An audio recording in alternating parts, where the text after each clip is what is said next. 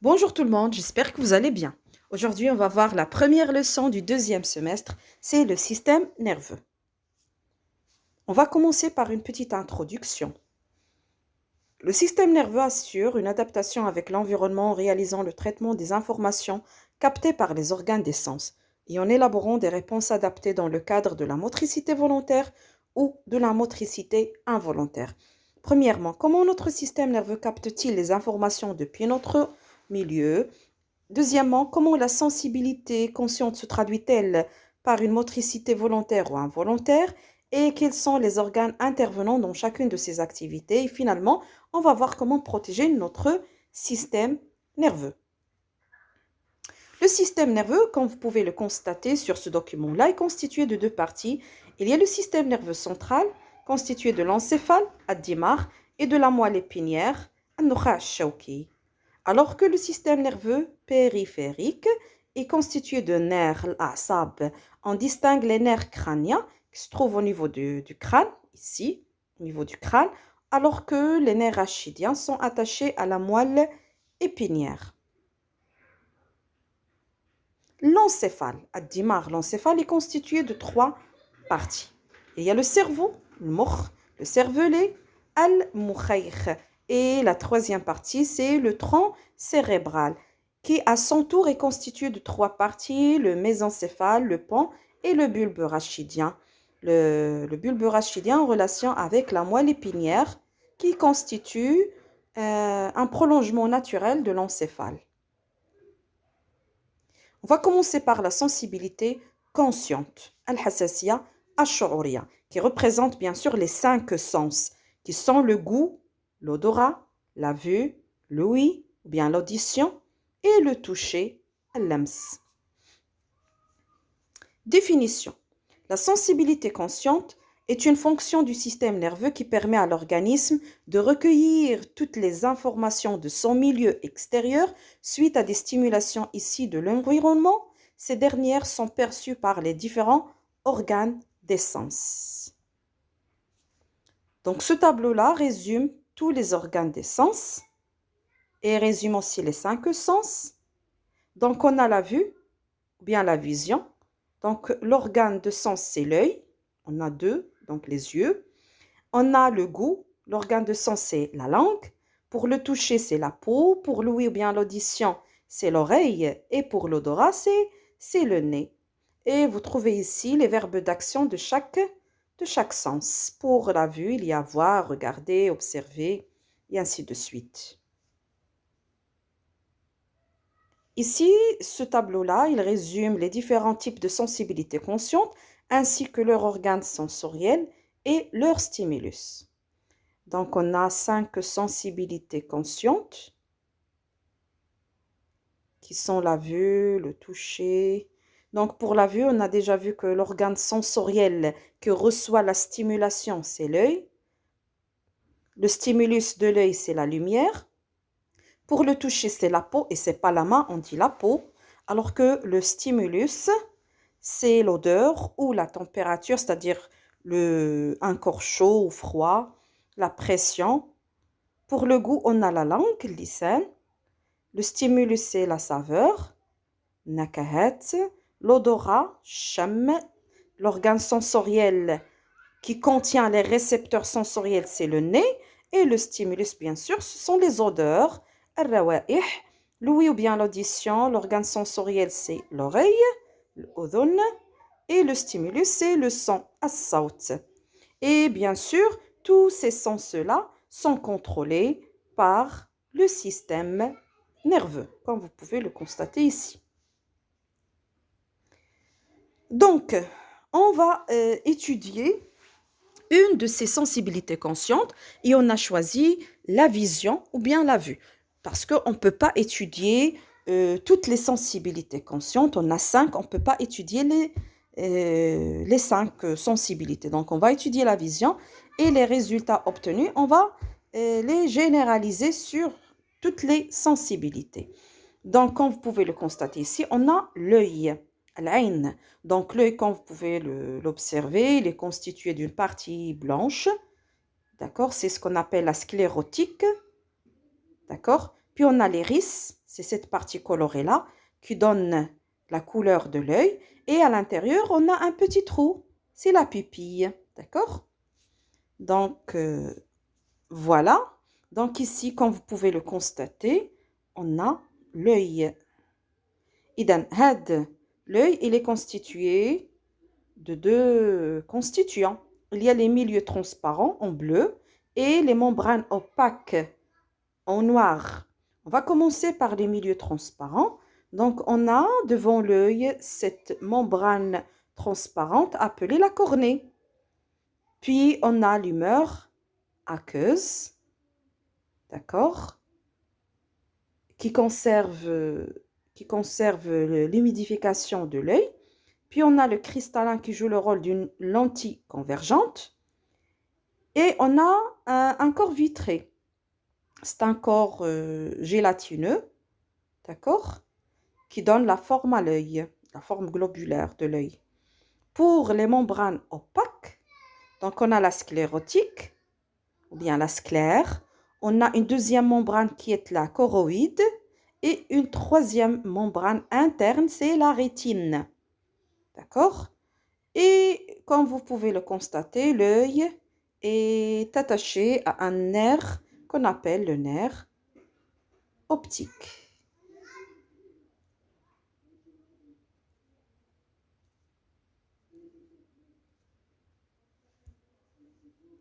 Donc, maintenant, on va observer la rétine. De quoi est constituée la rétine? Donc, au niveau de la rétine, c'est une membrane photosensible, c'est-à-dire sensible à la lumière. C'est elle qui reçoit la lumière. C'est un récepteur sensoriel de l'œil. Il est constitué de deux types de cellules. Il y a les bâtonnets, les voilà, les bâtonnets. Puis il y a les cônes.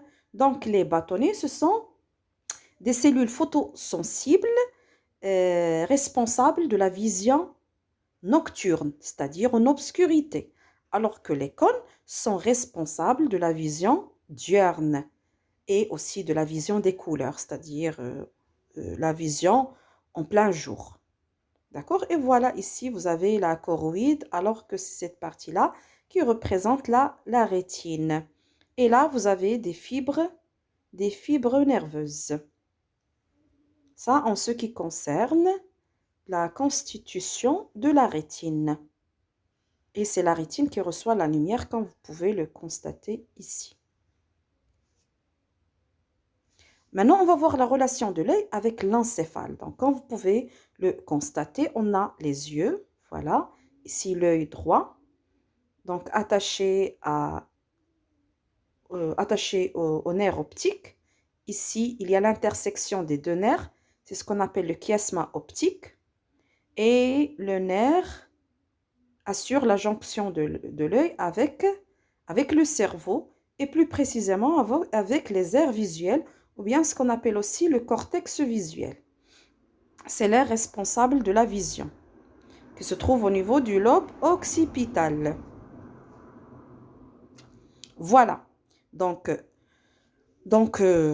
lorsqu'on regarde un objet, ici on a une pomme verte, comme vous pouvez le constater. On a déjà dit que le cristallin joue le rôle d'une lentille convergente qui converge les rayons lumineux, d'accord? Et il y a formation d'une petite image au niveau de la rétine, une image petite et renversée, d'accord? Donc c'est ce qu'on appelle l'influx nerveux visuel ou bien l'influx nerveux sensitif. Bien sûr, cette image-là est irréelle. Donc, pour rendre cette image-là réelle, donc, on doit conduire cet influx nerveux visuel vers le centre nerveux qui est le cerveau et plus précisément l'aire visuelle qui va traiter cette image-là et va la rendre réelle et claire et nette.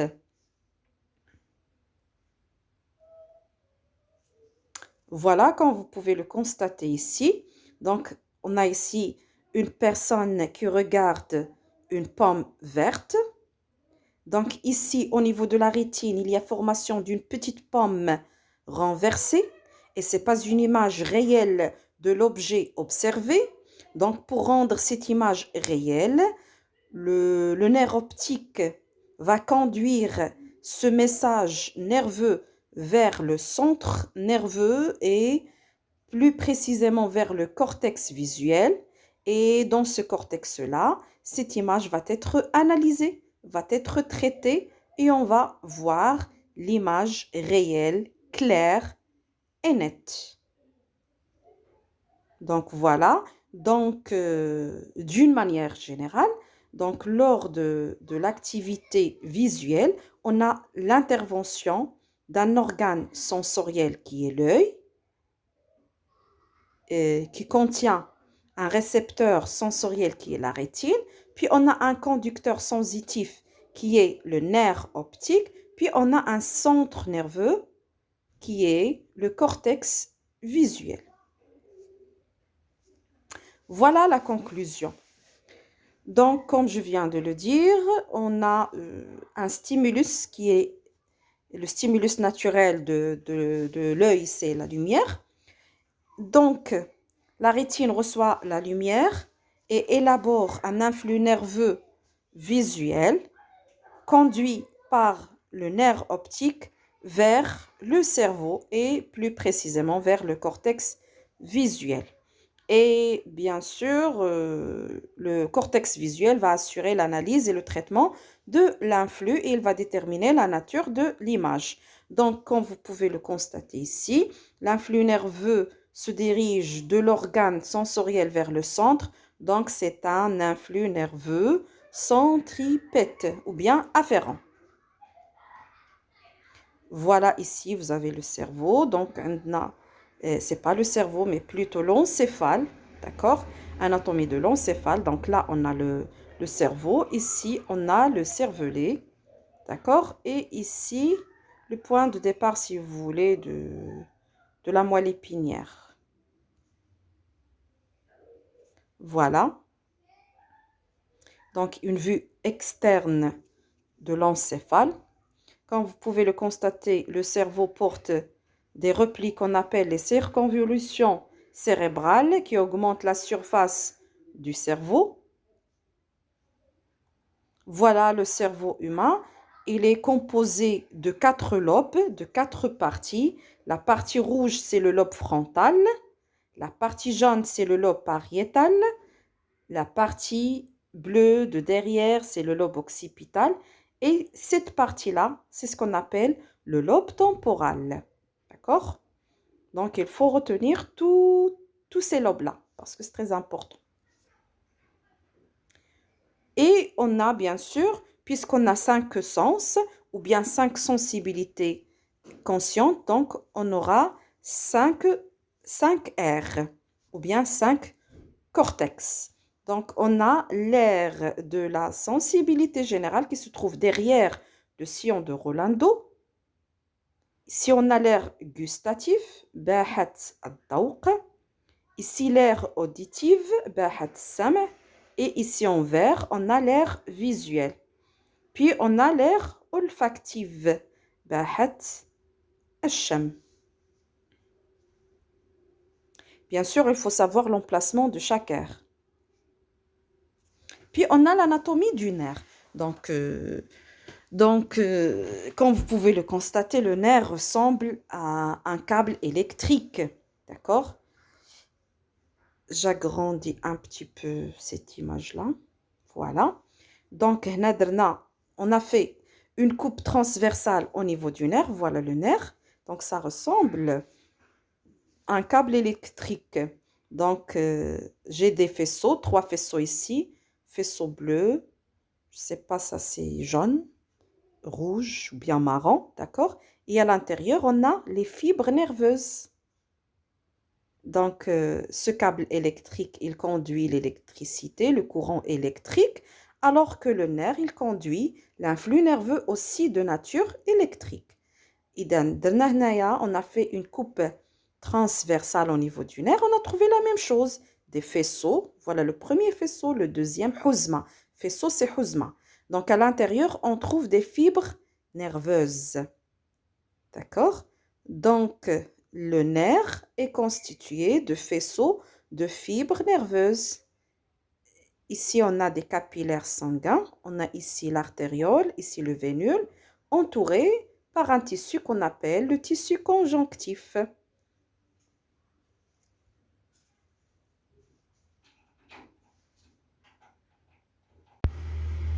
Donc, voilà l'anatomie du nerf. Et bien sûr, les nerfs jouent un rôle conducteur. Maintenant, on va voir le trajet de l'influx nerveux tactile, bien ce qu'on appelle aussi la sensibilité générale.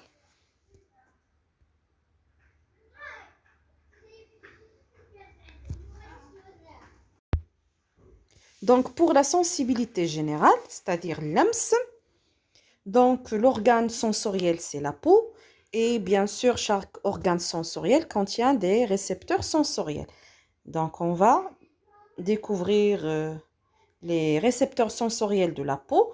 On a 1, 2, 3, 4, 5 récepteurs sensoriels. Il y a des récepteurs sensoriels du froid, de la chaleur, de la pression forte, de la pression légère, du toucher. Et chaque récepteur sensoriel a un nom. Par exemple, le récepteur sensoriel du froid est appelé corpuscule de Krause, de la chaleur, corpuscule de Raffini, corpuscule de Pastini pour la pression forte et ainsi de suite. Donc, ces récepteurs-là, selon la stimulation, si on a par exemple comme stimulus le froid, donc c'est les corpuscules de Krause qui vont intervenir. Et au niveau de ces récepteurs, il va y avoir l'élaboration de l'influx nerveux tactile. Donc, si je touche par exemple, je touche un corps chaud avec ma main droite, ou là avec ma main gauche si vous voulez, parce qu'ici on a le côté gauche. Donc, ici on a la peau qui contient des récepteurs sensoriels. Donc, ils vont recevoir le stimulus, bien la stimulation qui est en ce cas-là la chaleur. Il va y avoir l'élaboration d'un influx nerveux sensitif qui va être conduit par le nerf rachidien, puis par la moelle épinière, se dirige vers le centre nerveux qui se trouve bien sûr derrière le sillon Rolando. C'est l'aire de la sensibilité générale, mais comme vous pouvez le constater ici, il y a l'intervention, par exemple, de la main gauche, alors que là, il y a l'intervention de l'aire de sensibilité droite. Pourquoi? Parce que lorsque l'influx nerveux passe par le bulbe rachidien, donc il change de direction. Donc, il va vers le côté opposé, c'est-à-dire vers le côté droit. Et voilà une coupe transversale au niveau de la moelle épinière. Et donc, pour le cerveau, il est constitué de la substance grise externe et la substance blanche interne. Et l'inverse pour la moelle épinière. Pour la moelle épinière, la substance grise, elle est interne ou bien centrale, alors que la substance blanche, elle est externe ou périphérique. Donc, dans ce cas-là, comme vous pouvez le constater, l'influx nerveux se dirige de l'organe sensoriel vers le centre. Donc, c'est un influx nerveux sensitif afférent ou bien centripète.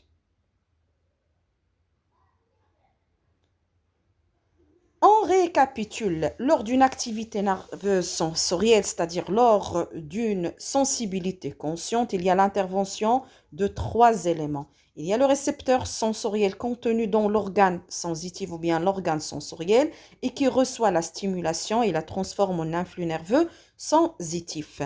Puis, il y a l'intervention d'un deuxième élément qui est le nerf sensitif qui se compose de fibres nerveuses et qui joue le rôle d'un conducteur sensitif qui conduit l'influx nerveux sensitif vers le cerveau.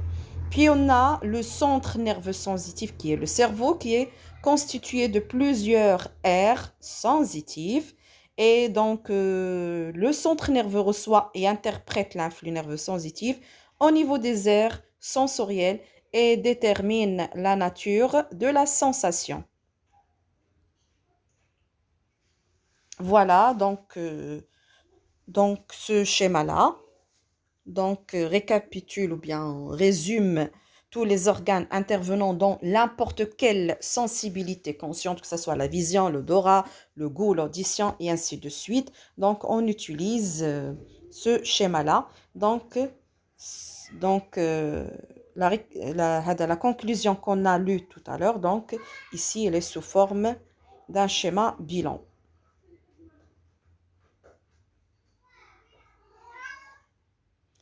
Donc, voilà, c'est tout pour la sensibilité consciente. Merci pour votre attention et à la vidéo prochaine, on va traiter la motricité volontaire. Au revoir tout le monde.